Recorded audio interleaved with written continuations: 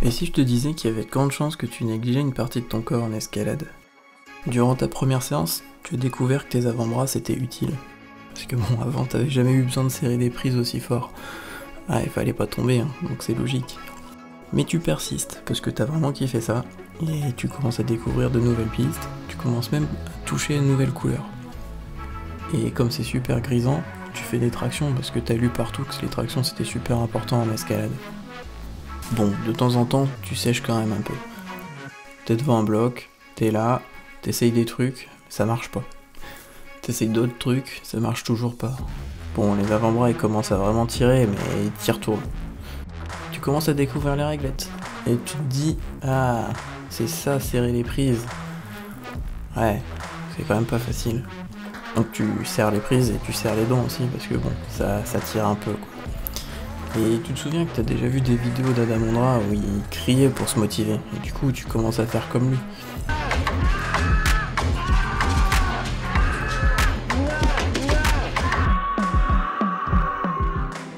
Tu retournes grimper quelques jours plus tard, tu te rends compte que c'est pas pareil.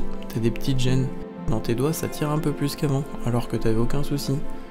Et puis sur certains blocs, bah là t'as pas une gêne, t'as vraiment une douleur. Genre ça fait mal. Puis un jour tu te réveilles, tu te rends compte que ton doigt il a gonflé. L'inévitable est arrivé. Tu vas chez le médecin. Et le médecin, bah forcément qu'est-ce qu'il te dit? Faut que t'arrêtes de grimper. Comme t'es un élève bien discipliné, t'arrêtes une semaine. La semaine suivante tu retournes grimper, et bizarrement ça fait toujours aussi mal. Tu ressors de tes séances et t'es frustré, parce que ça s'améliore pas. Tu commences à chercher un peu par toi-même. Tu te rends compte qu'il y a plein de ressources dans tous les sens. Certains parlent de strap, certains parlent de prendre du repos, certains parlent de faire des massages. Tu lis par exemple que certaines douleurs sont normales, parce que du coup ça fait partie du jeu. Ça montre que tu t'adaptes. Mais bon, c'est difficile de faire la distinction entre les deux. Donc tu testes un peu tout. Certains articles sortent du lot.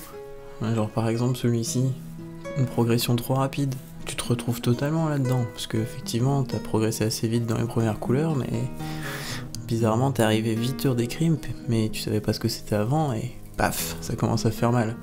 Du coup ça te donne espoir. Tu commences à lire d'autres articles, et tu te rends compte qu'en fait, c'était peut-être juste que t'avais pas assez renforcé tes doigts en amont en fait. Mais concrètement, qu'est-ce que je fais à court terme? Si t'es encore là, c'est que soit t'as déjà mal au doigt et tu sais pas trop ce qu'il faut faire, ou alors t'as vraiment pas envie d'avoir ce genre de douleur.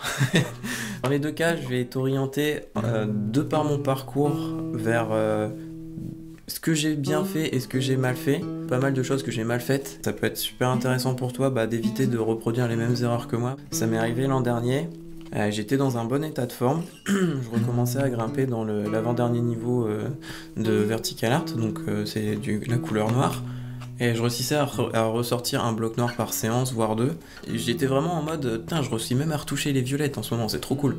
J'ai commencé à me redépasser, à me repousser un peu mes limites, mais je ne travaillais pas du tout mes doigts, et donc ça a pas manqué à un moment, le doigt a lâché, d'où le moment où ça a gonflé. Mais en fait, même avant ça, j'aurais dû me rendre compte que j'avais des gênes. Donc en fait ça me tirait déjà dans le doigt depuis quelques temps et je faisais pas forcément gaffe, je me disais bah ça va passer. L'erreur numéro 1 qui est assez typique je pense, c'est de faire l'autruche. Tout simplement faire l'autruche, se dire ok c'est pas grave, de toute façon tout le monde a des straps au doigt, tout le monde a un peu mal par-ci par-là en escalade, c'est normal. Et ben en fait non. J'ai envie de te dire, franchement maintenant après un an où j'en suis, c'est pas normal d'avoir mal au doigt après une séance de grimpe, c'est pas normal.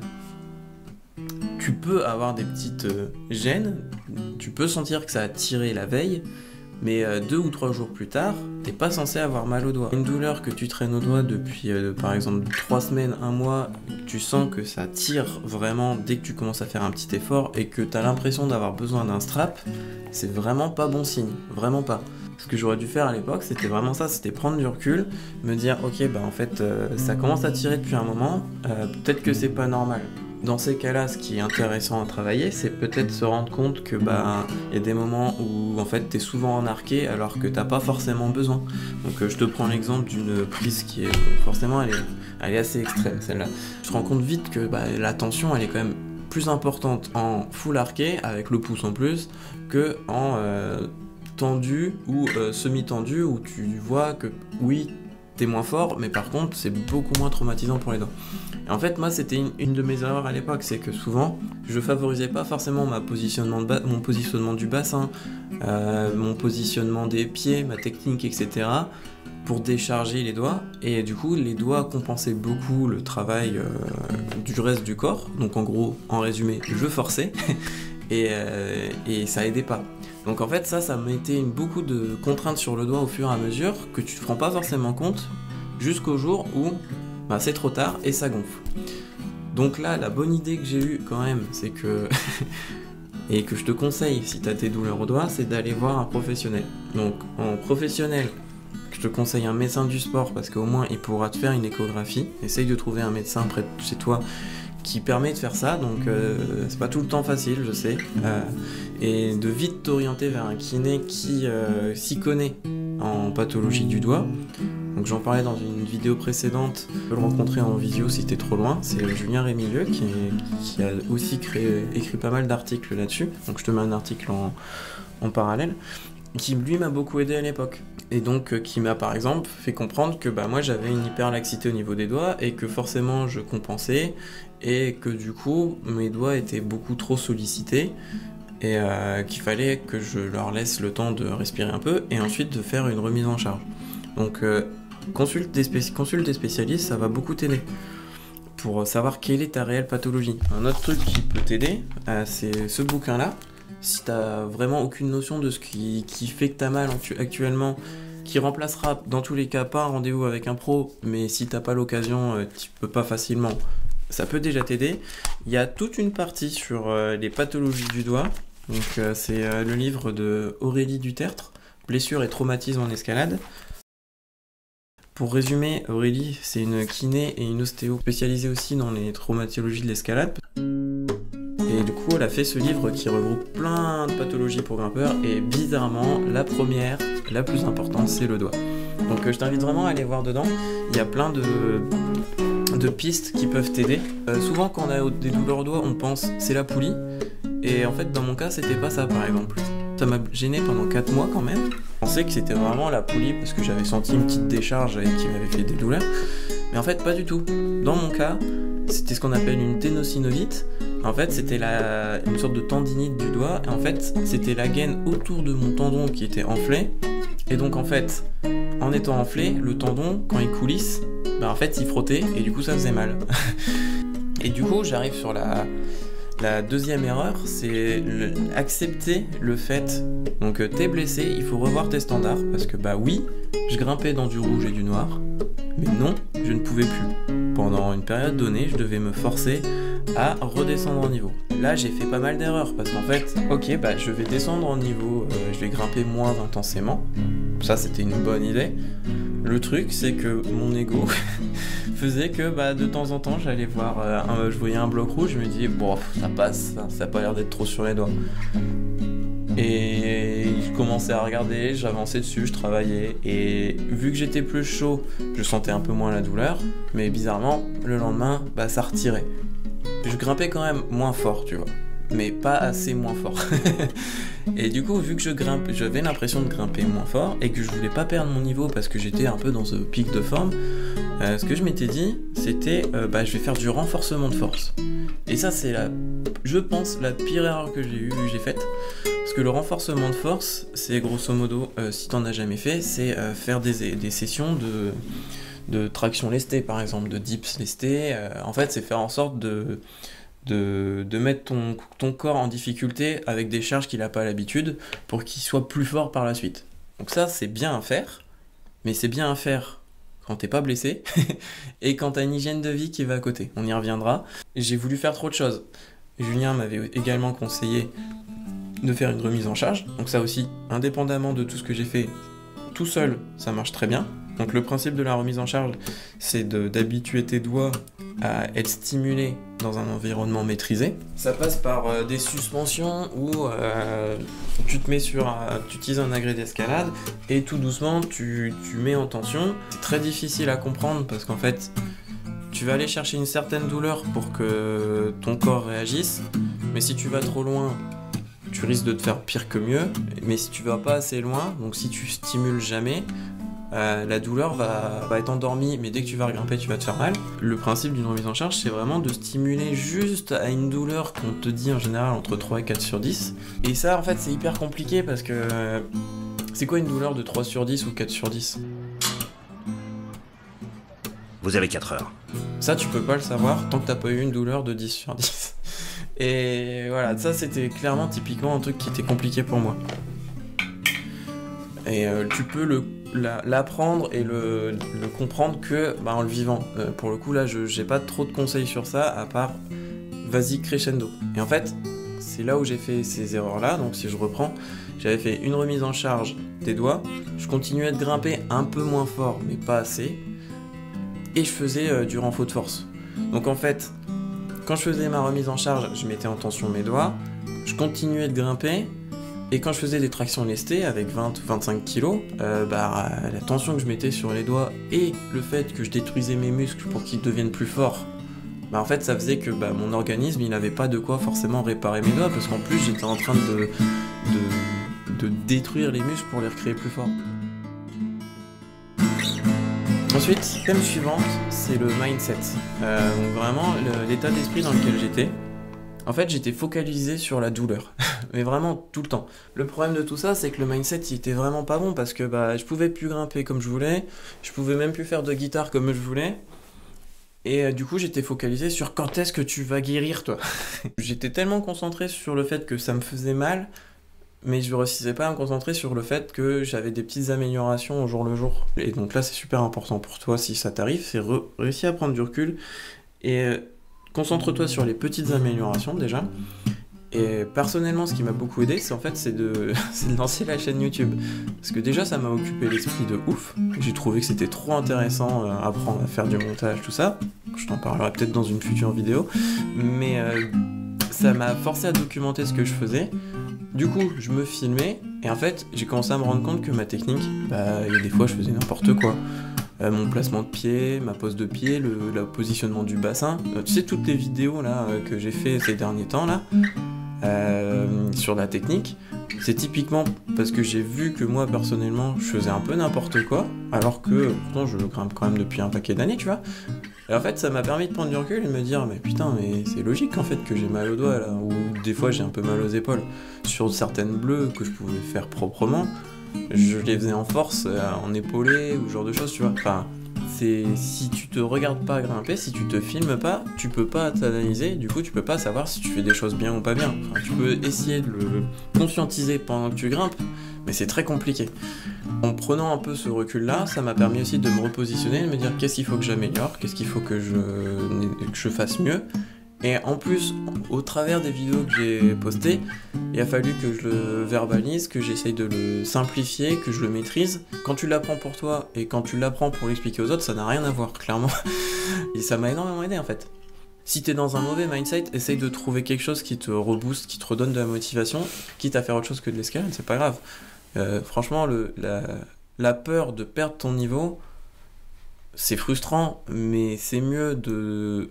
Je trouve maintenant, a posteriori, me dire ne pas grimper pendant X mois et faire autre chose que de continuer à te grimper en étant frustré, tu vois. Personnellement, je préfère ça. Mais là, c'est libre à toi. Tu peux très bien te dire, je vais commencer à faire de la voix. Parce que ça va travailler d'autres fibres musculaires, ça va aussi être un autre sport, hein, clairement, c'est pas la même chose, c'est moins violent, moins traumatisant. Ou si t'es vraiment, tu réussis à être carré, aller faire du bloc, mais de t'interdire tout de suite tout ce qui risque de te faire mal. Donc là, je vais te lire un passage du bouquin qui correspond un peu à vraiment dans mon cas ce qui s'est passé. Dans mon cas, c'était une ténosynovite, comme je te disais, la gaine qui est enflée. Alors attention, le diagnostic d'une ténosynovite doit être rapide, l'examen prescrit et l'échographie.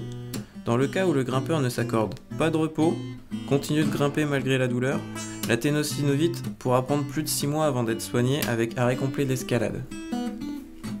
Donc moi c'est à peu près ce qui m'est arrivé, ça n'a pas duré 6 mois, mais ça n'a pas duré 6 mois parce que j'ai dû tricher. À partir d'un moment, j'ai décidé de faire une infiltration. Et avec l'infiltration, j'ai fait un repos complet. Les infiltrations de corticostéroïdes sont réalisées sous échographie dans la gaine du tendon et ça peut être efficace. Elles aident à lutter contre l'œdème et l'inflammation. Attention, le risque de rupture de tendon et de poulie après infiltration existe. Le docteur Pradel précise ne pas répéter plus de 2 fois une infiltration au même endroit. Donc en fait c'est ça le truc, c'est que j'ai fini par tricher par l'infiltration, en prenant l'infiltration. Si j'avais été beaucoup plus raisonnable tout au long de mon parcours de l'an dernier, j'aurais pu éviter l'infiltration, c'est sûr. J'en suis quasiment persuadé. Et maintenant je sais que du coup, si j'ai mal au doigt, je vais pas refaire une infiltration, tu vois. J'ai pas envie, j'ai clairement pas envie. Donc, ce qui est important là, c'est de passer vers de la prévention. Malheureusement, la prévention, on n'y pense pas tant qu'on n'a pas été blessé. Mais si tu veux éviter tout ce qui m'est arrivé, je t'invite vraiment à commencer à faire des choses très simples. Si t'es débutant, tu viens juste de commencer l'escalade, pour l'instant, franchement, te prends pas trop la tête, tu vas être sur des bacs, etc. Donc, favorise à fond la technique, la pose de pied, le fait de ne pas utiliser ta force pour réussir certains blocs. Il faut que tu t'amuses, c'est normal, tu viens de commencer, tu vas t'éclater. Ou ça va être très difficile et tu vas être challengé et tu vas aimer encore plus te repousser tes limites. Mais du coup, vas-y mollo, n'essaye pas de grimper trop vite des trucs qui vont te faire mal. Donc si tu commences à vraiment adorer ça et tu grimpes genre 2 fois, voire 3 fois par semaine, dans ta partie échauffement, en dehors de la partie coiffe des rotateurs, échauffement cardiovasculaire avec des jumping jacks ou autre, un peu de mobilité, tout ça, commence à faire des suspensions pieds au sol. Donc tu fais 5-10 minutes avant ta séance. Je sais, c'est pas fun, mais ça va te sauver beaucoup de choses et ça va te faire progresser en fait. Donc tu te mets juste sur les pieds au sol, des réglettes suffisamment larges, surtout si tu commences, tu prends du 30, du 25 mm, c'est largement suffisant. Il y a quand même souvent ça dans les salles d'escalade et c'est pas réservé juste aux gars qui sont là pour repousser leurs limites. C'est là pour tout le monde, c'est comme le mur d'escalade, c'est pour tout le monde. Donc fais un petit peu de suspension comme ça, régulièrement avant tes séances, et déjà tu vas prendre confiance en tes doigts, et fais-les sur des positions neutres, semi-arquées, et limite au maximum tes prises arquées. Tu t'en rends peut-être pas compte, mais ça te met un traumatisme sur tes doigts, surtout s'ils sont pas habitués. Si tu commences à arriver dans le niveau 6 et que t'as jamais fait ça, je t'invite vraiment à le faire. Si t'as de quoi chez toi, commence à monter en charge. Du coup, c'est de la montée en charge sur tes doigts. Tu prends soit un agrès d'escalade, que si t'as une barre de traction, tu l'accroches à ta barre de traction. Si t'as un peu plus de quoi investir, prends un agrès d'escalade et des poids, ou un team deck qui permet d'avoir vraiment le suivi très précisément de ce que tu fais. T'as plusieurs manières de le faire, mais si tu commences tout juste, je t'invite à le faire pas trop souvent non plus, genre 2 ou 3 fois par semaine, je pense que c'est suffisant.